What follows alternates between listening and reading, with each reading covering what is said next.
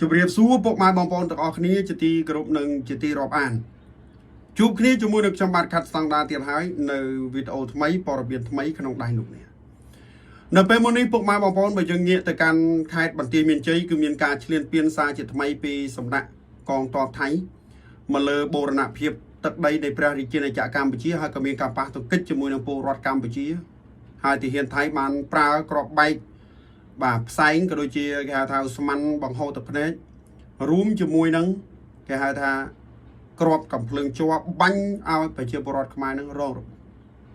ណារងរបួសអញ្ចឹងនៅពេលមុននេះអភិបាលខេត្តបន្ទាយមានជ័យប្រាប់ថៃកុំឲ្យពង្រីកបញ្ហានិងបាទអត់ដោះបណ្ណាលួសចេញជាបន្តអភិបាលខេត្តបន្ទាយមានជ័យលោកអ៊ុំរាត្រីក្នុងកិច្ចប្រជុំជាមួយអភិបាលខេត្តស្រះកែវរបស់ថៃនៅព្រឹកថ្ងៃទី17ខែកញ្ញានេះបានប្រាប់ទៅការភាគីថៃឲ្យគោរពបាទ MOU និង TOR ឆ្នាំ2000ព្រមទាំងត្រូវដោះបន្លាលួសស្បៃនិងកង់ឡានចេញពីតំបន់ដែលឈ្លានពានផងដែរអង្គភាពសារព័ត៌មានបាទអង្គភាពព័ត៌មាននិងប្រតិកម្មរាជរដ្ឋាភិបាលបានឲ្យដឹងកិច្ចប្រជុំដែលធ្វើឡើងនៅច្រកព្រំដែនអន្តរជាតិប៉ោយប៉ែតនោះលោកអ៊ុំរាត្រីបានដាក់សំណើចំនួន4ទៅថៃរួមមានការរក្សាស្ថានភាពដើមនៅដដែលកុំពង្រីកវិសាលភាពនៃបញ្ហាត្រូវអនុញ្ញាតឲ្យពលរដ្ឋខ្មែរទៅរស់នៅផ្ទះរបស់ពួកគេវិញសូមធ្វើកិច្ចការដែលបំពេញបាទកុំធ្វើកិច្ចការដែលបំពេញដល់គណៈកម្មការចម្រុះព្រំដែននិងត្រូវទុកការងារដល់ GBC និង JBC បាទជាអ្នកដោះស្រាយផងដែរទោះបីជាយ៉ាងណាក៏ដោយថៃមិនបានបញ្ជាក់យ៉ាងណាចំពោះសំណើទាំងអស់នេះនោះទេគណៈបន្ទាប់ពីកិច្ចប្រជុំនេះនៅរសៀលថ្ងៃដដែលទីហ៊ានថៃបានបន្តរាយបន្លាលួសបាទបន្លានៅភូមិព្រៃច័ន្ទឃុំអូ3ជាន់ស្រុកអូជ្រៅខេត្តបន្ទាយមានជ័យបាទបន្តទៀតនឹងបានប្រើស្មានបង្ហូរទឹកភ្នែកមកលើប្រជាពលរដ្ឋខ្មែរដែលតវ៉ាទាមទារមិនឲ្យថៃឈ្លានពានទឹកដីកម្ពុជាការឈ្លានពានចូលដីខ្មែរបាទពាត់យកផ្ទះសម្បែងប្រជាពលរដ្ឋនិងដេញប្រជាពលរដ្ឋខ្មែរចេញពីលំនៅឋានខ្លួនឯងនៅឃុំអូ3ជាន់នេះចាប់ផ្ដើមតាំងពីថ្ងៃទី12ខែសីហានិងបន្តឈ្លានពានជាបន្តបន្ទាប់ថែមទៀតរហូតមកដល់ពេលនេះក្រៅពីឈ្លានពានយកដីប្រជាពលរដ្ឋទាំងនោះហើយអភិបាលខេត្តស្រះកែវប្រទេសថៃបានប្រកាសឲ្យវាស់ដីដែលឈ្លានពានបានវាស់ដីឲ្យប្រជាពលរដ្ឋថៃគ្រប់គ្រងនិងរស់នៅផងដែរបាទចឹងពុកម៉ែបងប្អូនណាកម្ពុជាយើងដាក់សំណើទៅគេមិនអើពើបាទគេមិនអើពើគេមិនឆ្លើយតបទាំងអស់នេះហើយដែលពិបាកពុកម៉ែបងប្អូនបាទដែលជួបការលំបាកដូចខ្ញុំលើកឡើងហើយលើកឡើងទៀតបាទដោយសារតែថៃមានមហិច្ឆតាចង់យកទឹកដីកម្ពុជា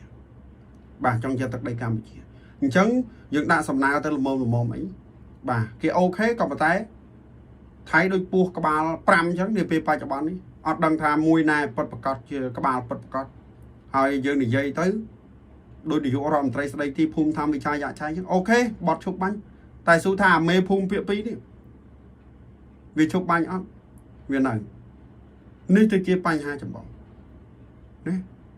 ឥឡូវនេះចាប់ផ្ដើមឈ្លានពានទឹកដីកម្ពុជាទៀតហើយចាប់ផ្ដើមឈ្លានពានទឹកដីកម្ពុជាទៀតដូច្នេះពុកម៉ែបងប្អូនទាំងអស់គ្នាបាទឃើញថាព័ត៌មានកំពុងតែក្តៅហើយពុកម៉ែបងប្អូនកំពុងតែតាមដានដូចគ្នាហើយបើសិនជាខ្ញុំលើកទៅលើសលួសត្រូវខុសដល់ប្រការណាមួយក៏សូមខន្តីអភ័យទោសហើយព័ត៌មាននេះយើងក៏សូមបញ្ចប់យើងងាកទៅកាន់ប្រទេសថៃវិញម្ដងតើថៃមានរឿងអីទៀតហើយ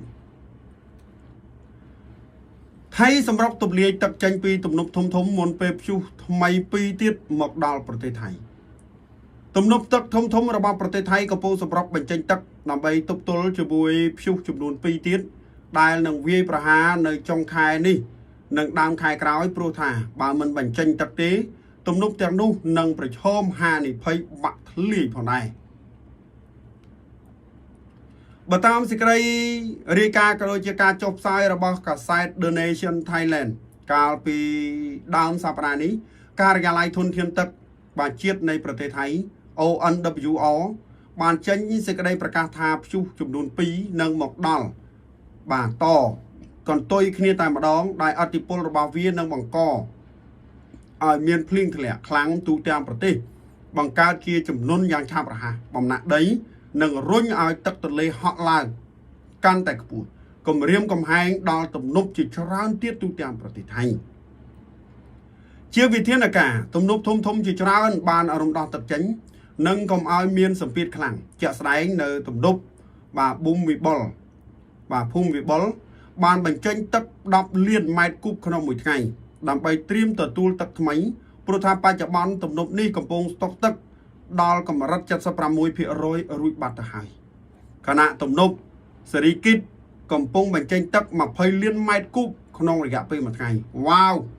អូពុកម៉ែបងប្អូនមួយថ្ងៃបញ្ចេញទឹកដល់ហើយបាទអ្នកនៅខ្សែទឹកខាងក្រោមចប់ហើយបាទពុកម៉ែបងប្អូនសេរីគិតនេះខ្លាំងជាងភូមិវិបុលទៅទៀតបាទទំនប់ទឹកណាភូមិវិបុលនិងសេរីគិតគ្រាន់តែពីរនឹងទម្លាយមួយថ្ងៃចូល30លានម៉ែត្រគូបបាទមានតែជាង30លានម៉ែត្រគូបគ្រាន់តែទម្លាយទៅខ្សែទឹកខាងក្រោមចំណែកទំនប់ទឹកទន្លេចៅប្រយ៉ាកំពុងបញ្ចេញទឹកចំនួន2000ម៉ែត្រគូបក្នុង1វិនាទីយើងគុណមើលទៅ1វិនាទី2000ម៉ែត្រគូបទៅហើយបាទចុះមួយថ្ងៃមានប្រមាណនាទីមានប្រមាណវិនាទីយើងគុណមើលទៅឃើញហើយប៉ុន្តែប្រសិនបើស្ថានភាពរឹតតែធ្ងន់ធ្ងរទំនប់នេះនឹងបញ្ចេញទឹកកាន់តែសម្បើមខ្លាំងទៅច្បាស់ជាបង្កជំនន់កាន់តែសាហាវបាទណាអញ្ចឹងគេប្រកាសឲ្យកាន់តែសាហាវដល់សហគមន៍នៅតាមខ្សែទឹកខាងក្រោមក្រៅពីទំនប់ទឹកខាងលើនៅមានអាងទឹកជាច្រើនទៀតដែលកំពុងត្រៀមបញ្ចេញទឹកហើយអាងទាំងនោះសុទ្ធតែកំពុងស្តុកទឹកក្នុងកម្រិតប្រកាសអាសន្នអាងទាំងនោះមានដូចជាហួយលៀងដែលស្តុកទឹកឈានដល់កម្រិត 100% ទៅហើយបាទអញ្ចឹង 100% ហើយលើសពីហ្នឹងគឺបាទណាំអូន 90% និងនងហាន 98% អញ្ចឹងមានអីទៀតពុកម៉ែបងប្អូនពេញអស់ហើយ98 90 100% មានអីទៀតបើមិនទម្លាក់ទឹកទៅខ្សែទឹកខាងក្រោមទេគឺប្រឈមទៅនឹងការបាក់ហើយអត់មានអីច្រើនទេមានតែប៉ុណ្ណឹងនៅពុកម៉ែបងប្អូនអញ្ចឹងគឺត្រូវប្រឈមទៅនឹងគ្រោះថ្នាក់ខ្សែទឹកខាងក្រោមខេត្តអយុធ្យាខេត្តរយងខេត្តអីលិចអស់ហើយផាតយាវិញកដាខ្នល់ទឹកត្រឹមទ្រូងប្រជាពលរដ្ឋធ្វើអីអត់កើតធនាគារថៃឥឡូវនេះគឺបិទមិនឲ្យប្រជាពលរដ្ឋខ្លួនឯងដកលុយចេញទៅទៀតដោយសារកត្តាសេដ្ឋកិច្ចអត់មានចរន្តនេះលុយវិលអញ្ចឹងគឺប្រកាសបិទមិនឲ្យប្រជាពលរដ្ឋថៃទាំងអស់នឹងគឺទៅដកលុយចេញពីធនាគារទៀតឥឡូវនេះគឺគាំងធនាគារមានលុយឲ្យដកអត់បានអាតដល់ហើយងាប់អត់មានអីទេណាលុយខ្លួនឯងយកទៅដាក់ធនាគារសោះអត់អាចដកចេញបានណាអត់អាចដកចេញបានដូច្នេះពុកម៉ែបងប្អូននេះគឺជាព័ត៌មានលម្អិតជូនដល់ពុកម៉ែបងប្អូនប្រជាពលរដ្ឋខ្មែរទាំងអស់ទទួលជ្រាបដឹងជាព័ត៌មានហើយបើសិនជាលើកទៅលើសក៏សំខាន់តែអភ័យទោសនឹងសូមជម្រាបលាបាទ